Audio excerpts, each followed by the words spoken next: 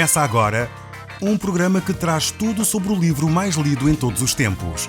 Apresentamos O Som do Livro.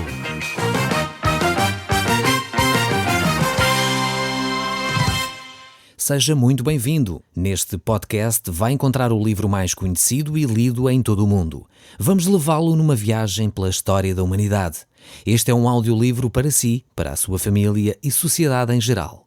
Contextualização e comentários de Paulo Chaveiro. Caro amigo, nós hoje estamos ainda no capítulo 12 do livro de Romanos. E este capítulo 12 é um capítulo extremamente rico, com ensinos tremendos para o nosso dia-a-dia. Nós pudemos ver no último programa o apelo que o apóstolo faz para nós entregarmos o nosso corpo em sacrifício vivo, para nós vivermos de uma forma que agrade a Deus. E dessa forma nós podemos então experimentar a boa, perfeita e agradável vontade de Deus. A vontade de Deus para si, ela é boa, é perfeita e é agradável. Eu quero deixar isso muito claro hoje na sua mente. Talvez você está em uma situação difícil e você está a perguntar, mas como é que a vontade de Deus pode ser boa, perfeita e agradável nesta situação? Eu não sei a situação que você está a viver, mas eu quero dizer que a vontade de Deus é realmente essa vontade boa, é essa vontade perfeita e é essa vontade agradável. Muitas vezes nós estamos em circunstâncias na nossa vida não por vontade de Deus. Talvez é por permissão de Deus, Deus permitiu que acontecesse alguma coisa na sua vida, ou às vezes é por pecado de terceiros que estão a cometer contra si e que você se está a sentir apertado, está a sentir uma situação de aflição. Então o meu desafio para si é: clama a Deus, pois a vontade de Deus é boa, é perfeita e é agradável. E depois vimos ainda nesse capítulo 12 que Deus tem dado aos homens dons. Tem dado dons aos homens para que eles possam edificar mutuamente. Ou seja, é importante você ouvir este programa de rádio. Eu fico satisfeito por você fielmente estar a ouvir este programa de rádio. Eu sei que algumas pessoas até gravam este programa de rádio para ouvir mais tarde e entregar a amigos para que amigos possam ouvir. Eu dou uma saudação especial a essas pessoas que estão a gravar esses programas e para distribuir por outras pessoas que não têm a oportunidade de ouvir. Mas não é suficiente ouvir este programa. Não é suficiente você ler a sua Bíblia em casa. É fundamental que você possa ter um relacionamento com outros cristãos. Possa pertencer a uma comunidade cristã onde a palavra de Deus é ensinada de uma forma correta, de uma forma íntegra, de uma forma transparente, como nós podemos vê-la aqui. E isto é tão vital para o nosso crescimento como este capítulo 12 nos ensina. Nós necessitamos uns dos outros, somos muitos membros, mas necessitamos uns dos outros, pois pertencemos ao mesmo corpo. Ou seja, olhando para um corpo humano, se num corpo humano faltar os braços, por exemplo, isso é algo tremendo para essa pessoa que tem essa dificuldade, pois ela tem de adaptar outros membros para fazer as funções dos braços. Se alguém perdeu uma perna por alguma infelicidade, essa pessoa vai ter algumas dificuldades acrescidas. Então, quando nós nos retiramos das comunidades cristãs, o que a Bíblia está a dizer é como se você fosse uma perna que é amputada ao corpo, ou como um braço que é amputado ao corpo. Então isto é algo que nós devemos refletir seriamente. Eu sei que há muitas pessoas, muitos cristãos, que chegam a um ponto da sua caminhada cristã que se desiludem com a igreja onde estavam, com a comunidade onde estavam, e se retiram dessa comunidade e se isolam dizendo, bem, já não quero saber mais nada acerca de igrejas. Eu quero dizer que nós como cristãos, para podermos crescer espiritualmente, necessitamos desesperadamente da comunidade. Necessitamos desesperadamente do outro, do próximo, para poder vivenciar aquilo que são as virtudes cristãs. Se você se desiludiu com uma comunidade, eu desafiava-o para que você voltasse e pudesse talvez se reconciliar com as pessoas que o magoaram, dizer a essas mesmas pessoas que elas o magoaram, para que elas se possam arrepender e pedir perdão. E talvez aí depois você possa procurar uma outra comunidade onde se sinta integrado, se sinta acolhido, se sinta aceite como é, para poder desenvolver as virtudes cristãs. Nós, como cristãos, só teremos pleno desenvolvimento espiritual quando estamos integrados numa comunidade. Então eu quero deixar isto muito claro na sua mente. Isso foi o que nós, de alguma forma e de uma forma muito breve, vimos sobre os restantes versos do capítulo 12 que estudámos no último programa. Se você está habituado a ouvir este programa e está contente de ouvir a palavra de Deus, já tem tido um crescimento espiritual, e eu tenho recebido algumas cartas, alguns contactos de pessoas que têm declarado exatamente isso, que têm tido um crescimento espiritual ao ouvir este programa, que talvez nunca cresceram tanto na sua própria comunidade como quando se dedicaram a ouvir a palavra de Deus através deste programa. Eu fico muito satisfeito por ouvir essas notícias, mas ficaria mais satisfeito por saber que você está envolvido ativamente numa comunidade cristã, numa comunidade onde a palavra de Deus é estudada com apreço e com muito carinho. Tenho recebido algumas notícias de algumas pessoas que começaram a ouvir este programa, tomaram uma decisão para Cristo e escreveram-nos a dizer que iriam ser batizadas.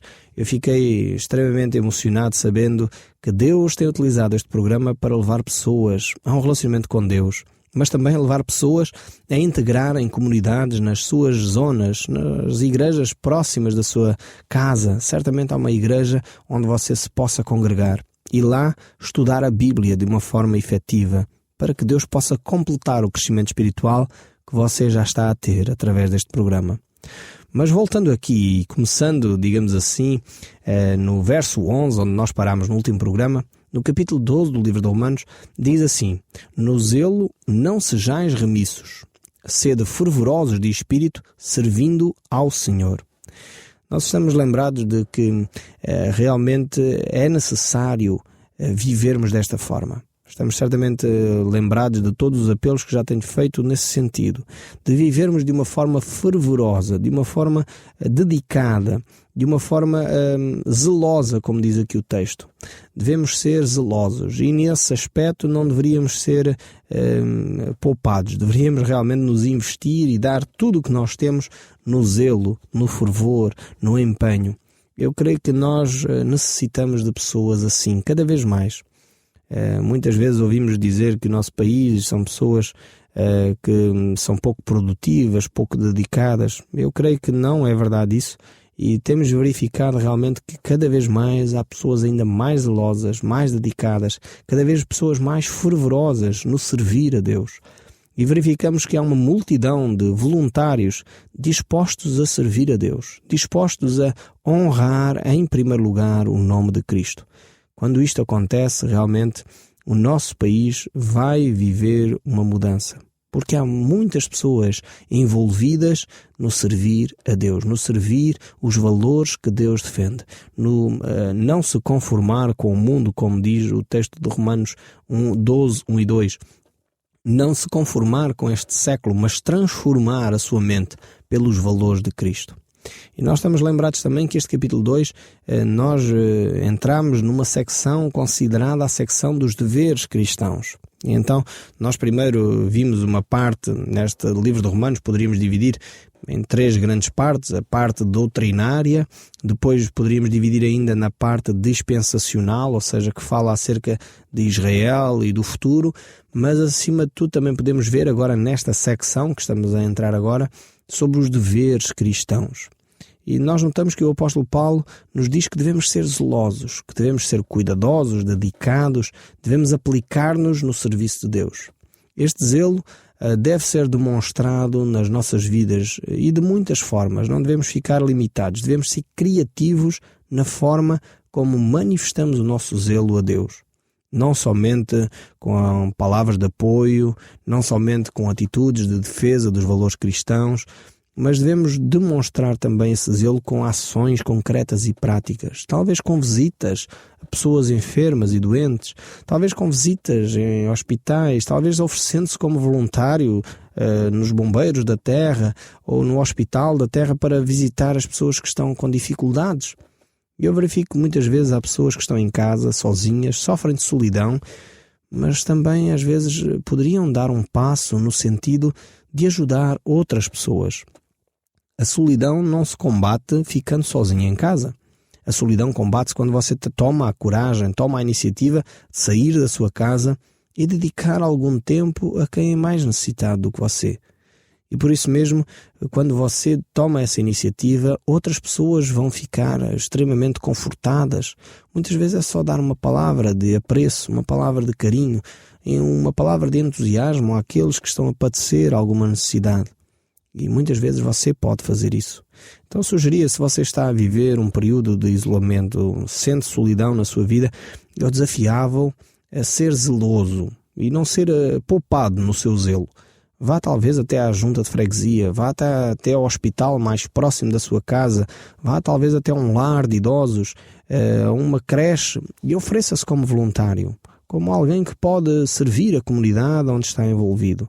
E dessa forma desenvolva projetos que levem o nome de Jesus Cristo a ser honrado e glorificado. E como? Através da manifestação do amor. Se você dedicar amor às pessoas, mesmo não falando o nome de Deus, você está a anunciar a palavra de Deus. Alguém disse um dia que nós deveríamos falar de Cristo, se necessário fosse, até com palavras. Eu achei extremamente interessante esta expressão, porque muitas vezes nós queremos falar de Cristo só com palavras, esquecemos as nossas ações.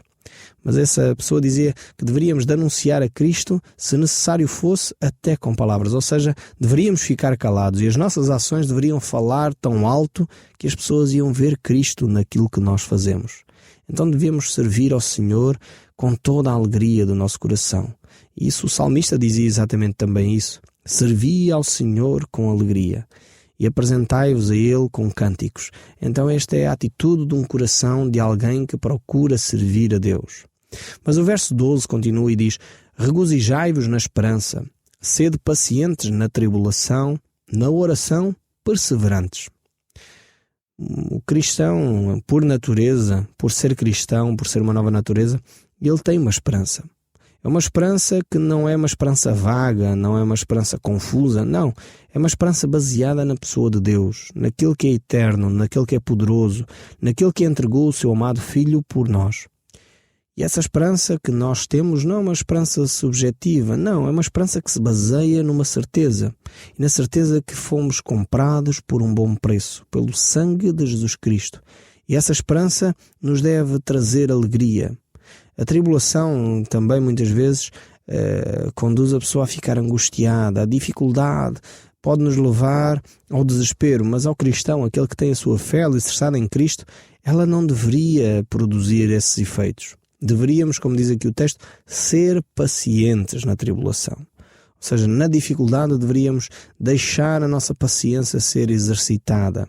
Ou seja, é algo que deveria levar o cristão a desenvolver uma virtude, que é a paciência.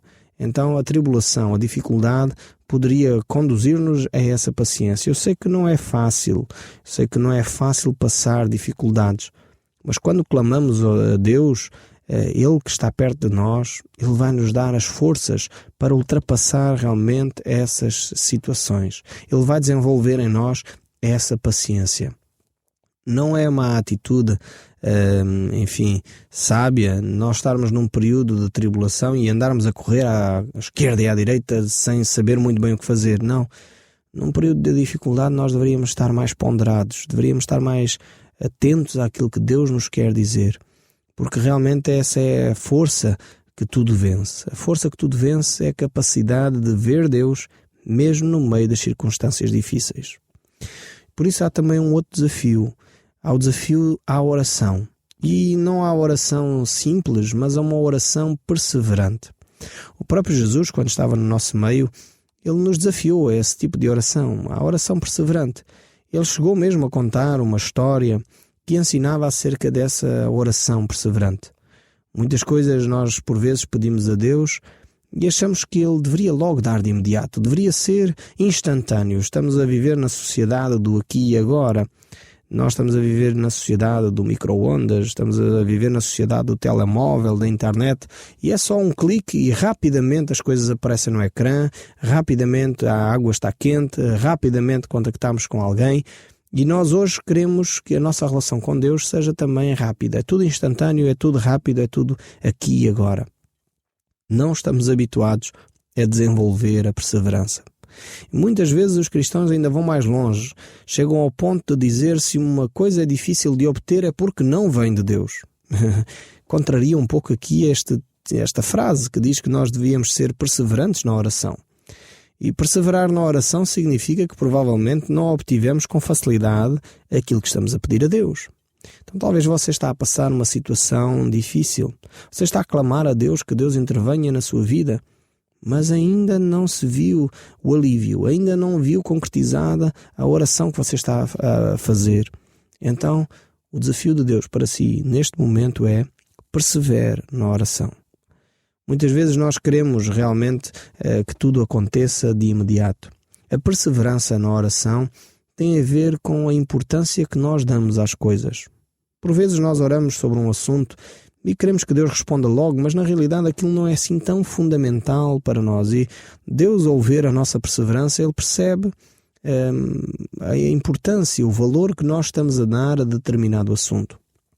Se aquele assunto é realmente importante para nós, então nós vamos perseverar, vamos voltar a ele, vamos meditar melhor, vamos refletir ainda mais sobre ele e verificar se de facto não há condições de encontrar resposta de outra forma.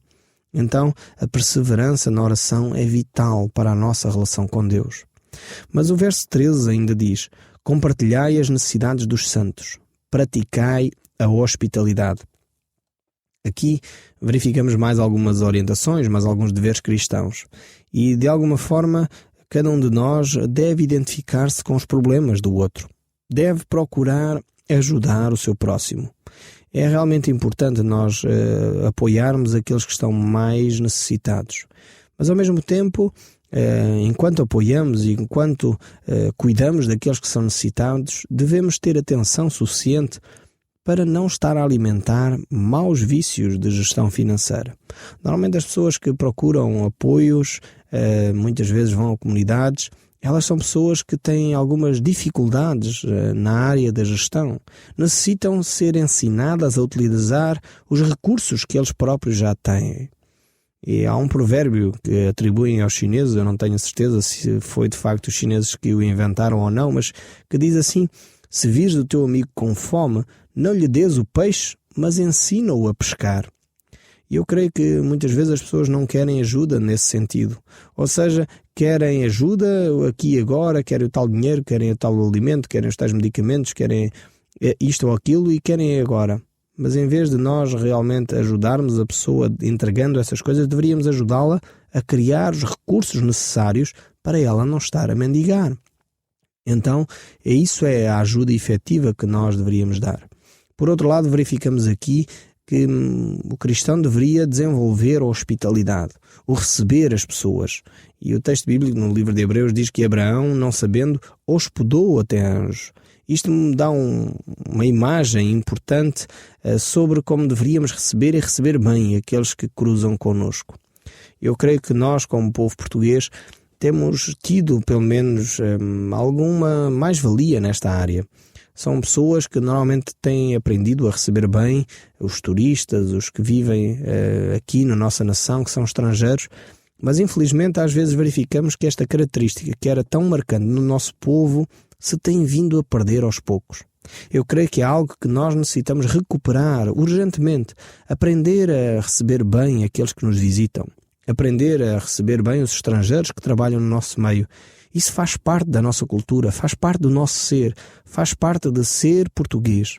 E nós necessitamos de voltar a estes princípios tão básicos da nossa cultura, de aprender a receber. Eu lembro-me de algum tempo atrás visitar uma aldeia e fui, de porta em porta, anunciando a palavra de Deus. E algumas das pessoas eram tão simpáticas que mandavam entrar, mandavam-me sentar, ofereciam um pouco do queijo que eles tinham preparado, um pouco dos enchidos que lá tinham, e tínhamos uma ótima conversa em torno da palavra de Deus, sendo recebido de uma forma tão bondosa por aquelas pessoas daquela aldeia. Eu creio que nós necessitamos recuperar este espírito que está entranhado na nossa cultura de aprender a receber bem aqueles que nos visitam. Mas o texto bíblico não fica por aqui e continua e diz: abençoai os que vos perseguem, abençoai e não amaldiçoeis.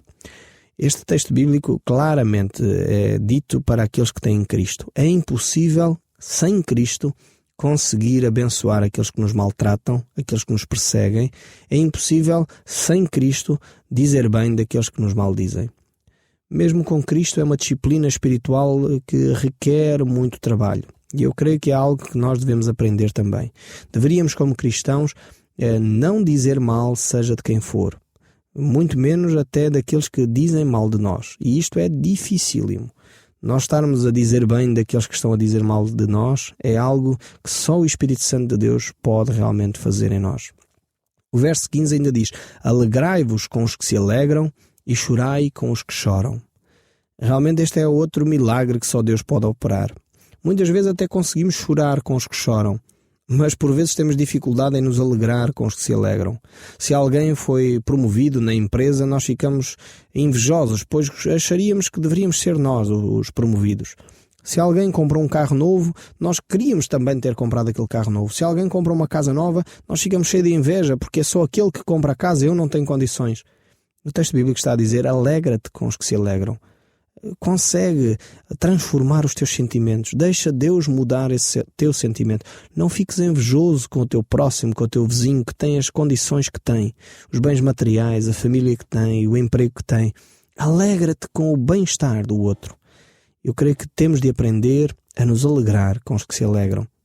O verso 16 ainda diz: tendo o mesmo sentimento uns para com os outros, em lugar de serdes orgulhosos, condescendei com o que é humilde.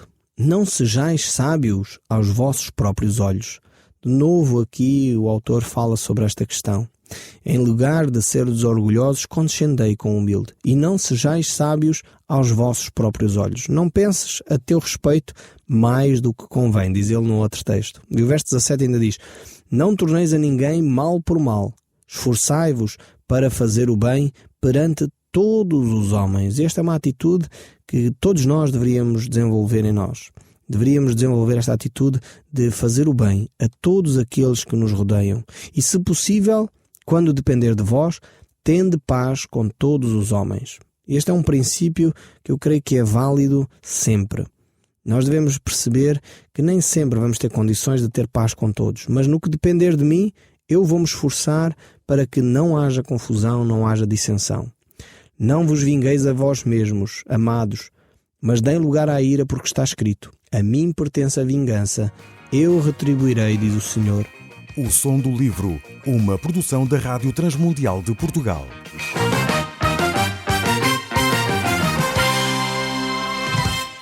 RTM. Conhece todos os nossos programas em rtmportugal.org. Uma produção da Rádio Transmundial de Portugal.